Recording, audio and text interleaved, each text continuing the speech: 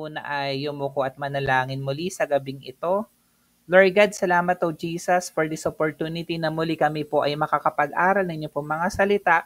Salamat o Jesus Christ na kasama ka namin, Panginoon. Alam namin, O Father God, na may maganda kang layunin sa bawat isa po sa amin, O God. Kung ano man po ang mga sitwasyon po namin, Panginoon, alam namin na napakabuti at makapangyarihan ng aming Diyos. Kaya Lord, salamat for this night. Sa inyo po, Lord God, ang papurit pagsamba sa pangalan ni Jesus. Amen.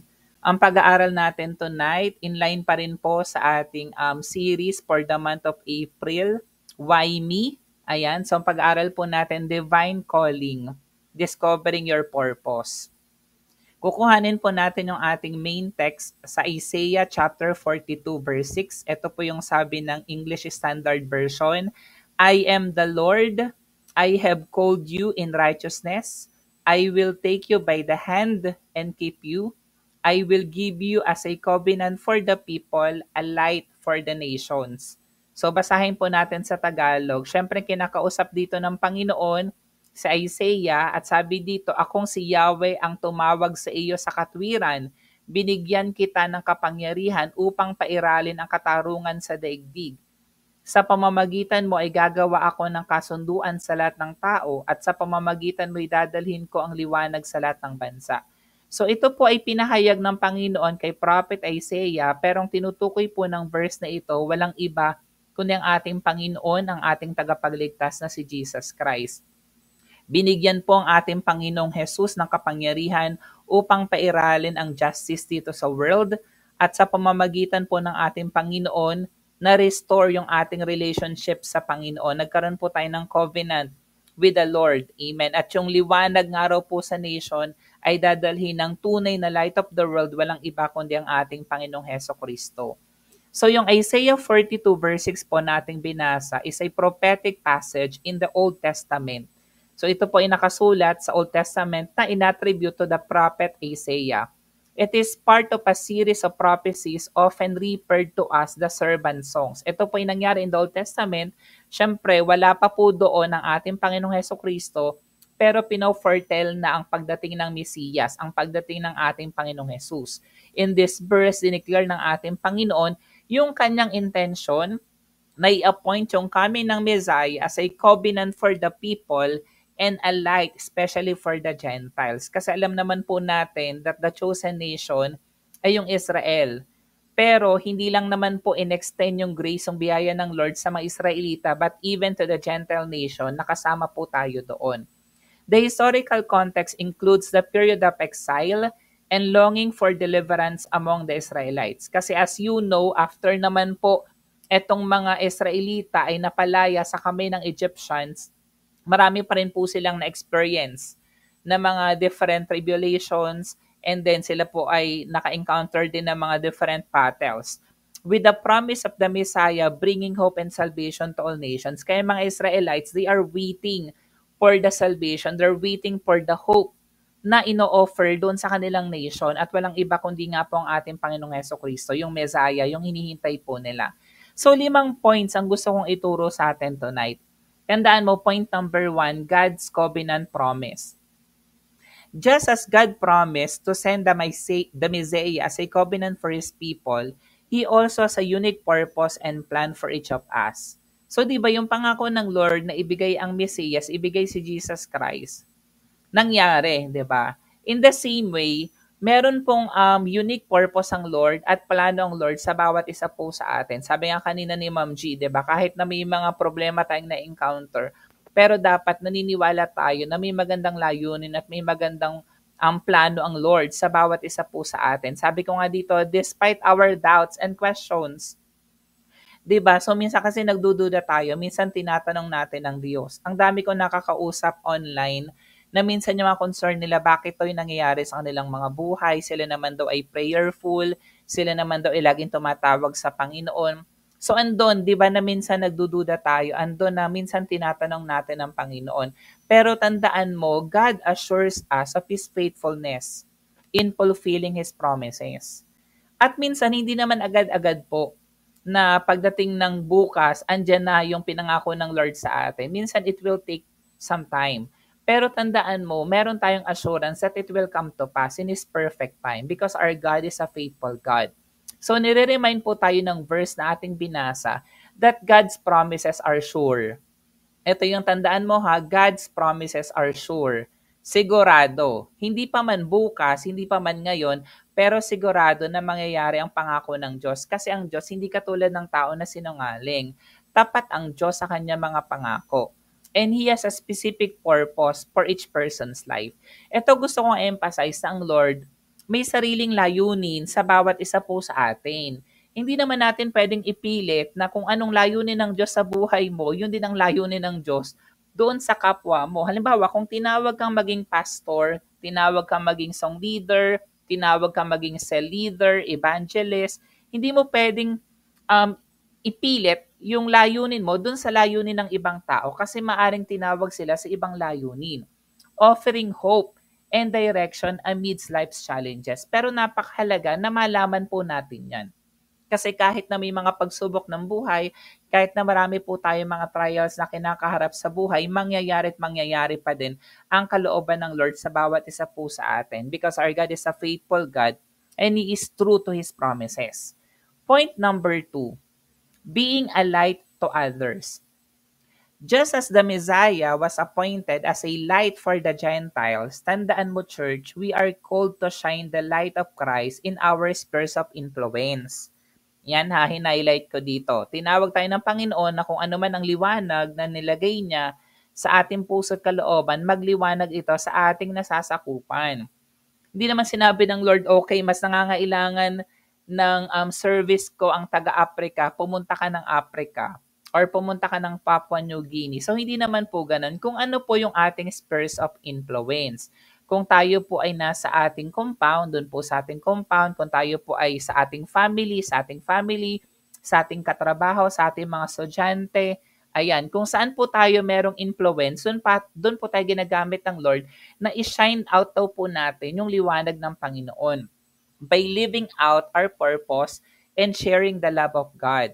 We can positively impact those around us. So, di ba ganun naman yung liwanag? Ilagay mo yung kandila doon sa dilim, yung attention natin mapupukol doon sa liwanag na binibigay ng kandila. In the same way, ganun din po, dapat daw yung liwanag ni Jesus na nasa atin po, dapat it positively impact those around us. Our purpose extends beyond personal fulfillment to participating in God's mission of spreading His light and love to others, thereby overcoming darkness and despair. So ito, minsan naku-confuse dito yung ibang Kristiyano.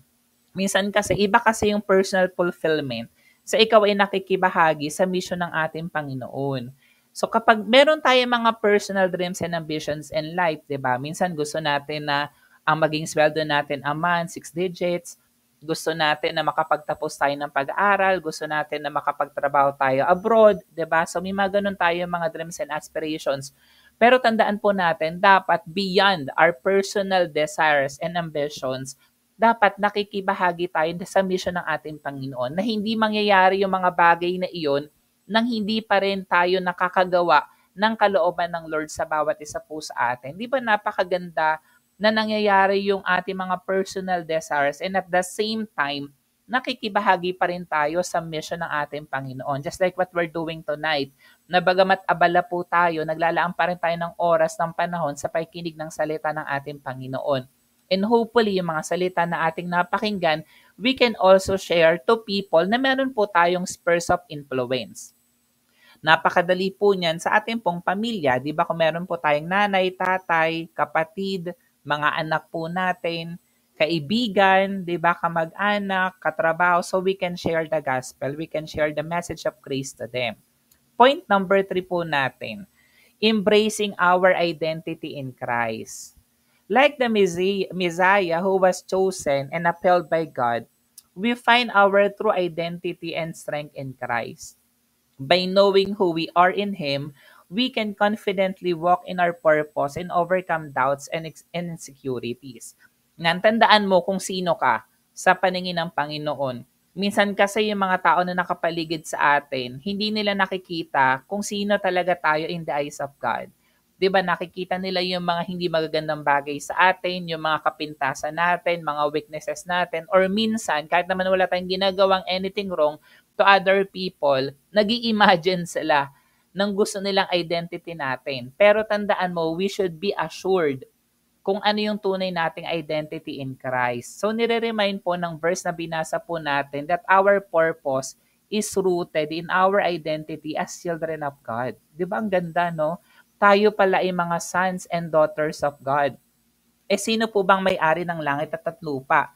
Di ba yung ating Panginoong Jesus? Therefore, tayo po ay mga tagapagmana. Kaya walang mga pagsubok ng buhay, walang kakulangan ng hindi kayang i-provide, ang hindi kayang i-sustain ng ating Lord. Empowering us to live with confidence and purpose. Na meron tayong confidence that we could face the world kahit na may mga challenges, kahit na may mga tao na against us, at nagagawa pa rin po natin yung layunin ng Lord sa ating mga buhay kasi tayo po ay mga anak ng Diyos. Yun po yung tunay nating identity. We are sons and daughters of our Lord and Savior Jesus Christ. Sabi nga, we are highly favored, we are deeply loved, we are already forgiven by God. So we are already favored. Mahal na mahal po tayo ng Panginoon. Point number 4, trusting God's guidance. Just as the Messiah relied on God's guidance and strength to fulfill His mission, we can also trust God to lead us in fulfilling our purpose. Ito'y napakaganda. Hindi naman basta i-reveal ng Lord yung kanyang purpose sa buhay mo. Pero ang Lord pa rin ang maglilid sa atin para magawa po natin yung layunin na sa ating buhay. Kaya nga ang point dito, magtiwala lang tayo sa Diyos. Hindi tayo titingin sa mga pagsubok ng buhay, sa mga problema na ating kinakaharap kahit na gaano kaliit or gaano kalaki po yan. Through prayer, yan sa pamamagitan ng panalangin, nagagawin po natin, seeking wisdom from His Word, kaya nga mahalaga na nag-aaral tayo ng salita ng Diyos kasi doon tayo makakakuha ng karunungan and listening to His voice. So paano mo ba mapapakinggan ang salita ng Diyos sa pamamagitan ng kanyang mga salita? Hindi naman siya literal na magpapakita sa iyo para sabihin yung kanyang mensahe. Although it could happen, pero hindi ito sa maraming pagkakataon. Gumagamit ang Lord ng mga tao, gumagamit ang Lord ng sitwasyon, gumagamit ang Lord ng kanyang salita upang mangusap sa iyo. Katulad ng ginagawa niya tonight. So we can overcome our uncertainties and obstacles.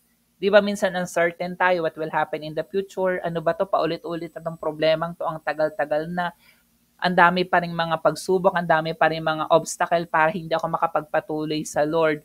Tandaan mo, magtiwala ka lang sa ating Panginoon. By trusting in God's guidance and provision, we can navigate life's challenges and fulfill our purpose with confidence and peace. Yun yung maganda. Kahit na may mga problema tayo sa buhay, maraming kinakarap sa buhay, pero confident pa rin tayo that it will come to pass. At payapa pa rin ang ating puso't kalooban, maligaya pa rin tayo kasi nagtitiwala tayo sa ating Panginoong Hesukristo. Point number 5, impacting the world for God's glory. The Messiah's ministry impacted the world, bringing salvation and hope to all nations. Di ba yun naman talaga yung layunin kung bakit si Lord Jesus Christ nagkatawang tao para iligtas ang humanity. Similarly, as we walk in our purpose, meron tayong opportunity to make a lasting impact for God's kingdom, bringing glory to His name. Hindi naman tayo talaga yung magdadala ng kaligtasan sa tao, di ba? Pero we could glorify the Lord Jesus Christ by doing His will. Kung ano yung kalooban niya sa buhay po natin by sharing the gospel. Nire-remind din tayo ng verse that our lives have significance and purpose in God's redemptive plan. Kasi kung babasahin mo naman talaga yung Bible from Old to New Testament, yan, nasa Book of Revelations na po tayo, tatapos na ako doon, so babalik na ako sa Old Testament. So makikita mo doon, it offers encouragement and motivation for us to overcome obstacles and fulfill our calling. Nakikibahagi tayo doon sa grandeur plan ng ating Panginoon na iligtas ang humanity. So hindi dapat tayo nagsisettle down lang na tayo lang yung saved. Dapat nagpapagamit tayo sa Panginoon to preach the gospel, to share the gospel, especially to the unbelievers, especially to the lost na hindi pa talaga nila nakikilala si Jesus sa Panginoon na tagapagligtas ng kanilang buhay. So in our conclusion, yung verse na binasa po natin, it simply inspires us to discover and to embrace our unique purpose in God's plan. By recognizing our identity in Christ, na tayo po ay sons and daughters of God, trusting in God's guidance, hindi dun sa sarili nating kakayahan at sa sarili nating kaalaman, kundi nagtitiwala tayo sa wisdom ng Panginoon, and impacting the world for His glory by sharing the gospel to others, we can overcome doubts and uncertainties and live with confidence and purpose. As we align our lives with God's purpose for us, we find fulfillment and joy in fulfilling His will and advancing His kingdom on earth. So, paano po natin to ma-apply? 5 bagay lang gusto kong iwanan sa atin tonight. Number 1, seek God's guidance. Seek God's guidance. Paano? Spend time in prayer and meditation and scripture. Sa dami ko na nakakausap online na may mga pinagdadaanan sa buhay, mga kabataan, especially sa mga love life, lagi kong sinasabi sa kanila, spend time in prayer. Magbasa ka ng scripture, magbasa ka ng Bible. Bakit? Kasi you can get God's guidance and wisdom para ma-discern mo kung anong layunin ng Diyos sa buhay mo. Ask Him. You can ask the Lord to reveal His plan for your life and to give you clarity and direction amidst uncertainties and challenges. So, tanong mo kay Lord, bakit nangyayari to? Anong tinuturo sa'yo ng Panginoon? Anong dapat mong gawin? Sasagutin ka ng Lord. I-seek mo yung guidance ng ating Panginoon through prayer and meditation. Pangalawa, lagi mong alalahanin yung iyong identity in Christ. Reflect on your identity as a beloved child of God, chosen and upheld by Him. Diba? Ang dami naman pwedeng piliin ng Lord all over the world, billions of people. Pero isa ka sa pinili ng Panginoon, therefore mahalaga ka sa paningin ng Lord. Pinili ka, minamahal ka ng Panginoon. Ipaalala mo sa sarili mo on a daily basis who you are in Christ. Kahit na minsan nagdududa ka sa identity mo, nagdududa ka sa mga pagkakamali mong nagawa, nagdududa ka sa worth mo, alalahanin mo na anak ka ng Diyos. Finding your worth and significance in Him rather than in external factors or circumstances. Yun. Kasi minsan, madali natin makalimutan na ay, teka, anak pala ako ng Diyos. Kapag may mga pagsubok ng buhay, anak ako ng Diyos, pero ba't ganun? Meron akong sakit at karamdaman physically, meron akong emotional problem, meron akong financial problem. Bakit hindi ganun ang tingin sa akin ng ibang tao, 'di ba? So minsan tumitingin tayo sa pangharap, sa panglabas, at sa sitwasyon natin sa ating buhay. Pero tandaan mo, tumingin ka dapat sa Panginoon. Alalahanin mo kung sino ka sa paningin ng ating Panginoon. At doon ka makinig, doon ka maniwala kasi yun yung totoo. Pangatlo, step out in faith. You should also take steps of faith to pursue opportunities that align with your sense of purpose and calling. Yan. Katulad ng ginagawa natin tonight, this is an opportunity, di ba? Para patuloy na mangyari ang kalooban ng Lord sa ating buhay. Ma-exercise natin yung ating faith. Pagdalo ng gawain ng Lord. So kung may magandang opportunity, i-take advantage po natin yan. Para po patuloy nating maunawaan kung ano yung layunin at pagkatawag sa atin ng Panginoon. Magtiwala that God will equip and empower us to overcome obstacles and fulfill His plan for our life even when it feels daunting or uncertain. 'Di ba? Kasi ang tunay na paglilingkod sa Panginoon, hindi dapat tayo driven ng ating nararamdaman. Kahit na minsan wala tayo sa mood, kahit na minsan ang dami nating problema, the more pa dapat na nag-step out tayo in faith. Patuloy ba dapat tayo na lumalapit sa Panginoon at patuloy tayo nagtitiwala sa Panginoon that the Lord will equip us, the Lord will empower us para ma-overcome natin kung ano man ang pinagdadaanan po natin sa buhay. Point number 4, be a light to others. So humanap po tayo ng mga pagkakataon para yung light natin ay magliwanag sa ibang tao. Be a light for Christ in our daily interactions and in our relationship. Sa lahat ng ating transaksyon, sa lahat ng ating mga relasyon, ito man po ay sa ating mga anak, sa mga kapatid, sa asawa, sa magulang, ayan, sa ating mga kaklase, sa ating teacher, sa ating katrabaho, sa ating boss, even to our church. We should show kindness, compassion, and love to those around us, pointing them towards the hope and salvation found in Jesus. Laging ganun. Ang ultimate goal natin ay ma-focus sila sa ating Panginoong Jesus. Kasi kapag sa atin sila tumingin, tendency is magpo-fall back tayo. 'Di ba? Hindi kasi tayo perfect. Pero kapag nakatingin sila kay Jesus Christ, yung kanilang ground malalim talaga. Kasi doon sila nakatingin sa tunay na perpekto, sa tunay na pinanggagalingan ng liwanag, kundi ang ating Panginoong Hesukristo. So all we have to do is to extend kung ano man kindness, compassion, pag-ibig na tinanggap natin sa Panginoon, i-extend din po natin ito sa ibang tao, lalo na sa mahal natin sa buhay.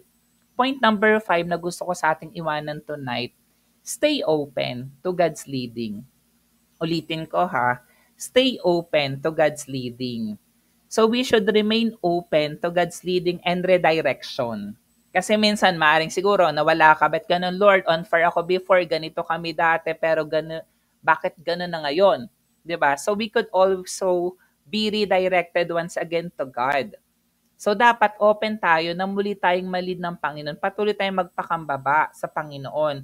Recognizing that His plans may unfold differently than you expect. Di ba minsan kasi akala mo it's all over na, pero hindi. The Lord is not yet done. Meron pa siyang maganda at mabuting gagawin sa bawat isa po sa atin.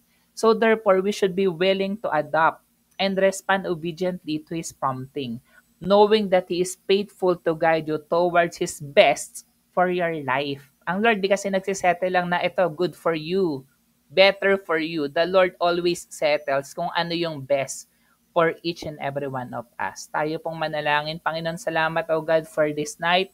Salamat sa mga salita na aming napakinggan at dalangin po namin, O God, na patuloy nga na empower, strengthen niyo po kami, Panginoon, na mangyari po, Lord God, kung ano man po ang calling niyo, kung ano man po ang purpose ninyo sa bawat isa po sa amin. Sa inyo, Lord God, ang papurit pagsamba sa pangalan ni Jesus. Amen.